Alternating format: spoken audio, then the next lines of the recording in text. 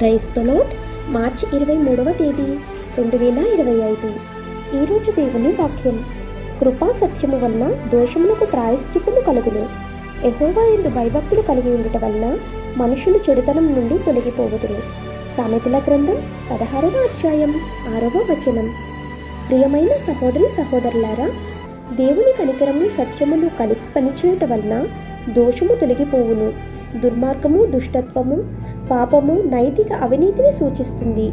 దేవుని కనికరము సత్యముల కలయిక ద్వారానే మన పాపములు శుద్ధి చేయబడి క్షమించబడగలవని ఈ వచనం చెప్తోంది. ఇది యేసుక్రీస్తు ప్రాయశ్చిత్త బలిపై ప్రాథమిక క్రైస్తవ విశ్వాసాన్ని గొప్పగా చేస్తుంది. ఆయన తన మరణం మరియు పునరుత్థానం ద్వారా దేవుని కనికరము మరియు సత్యం యొక్క అంతిమ వ్యక్తీకరణను అందించాడు. తద్వారా మానవాళి పాపము మరియు అధర్మం నుండి శుద్ధి చేశారు. ఆమేన్. God bless you.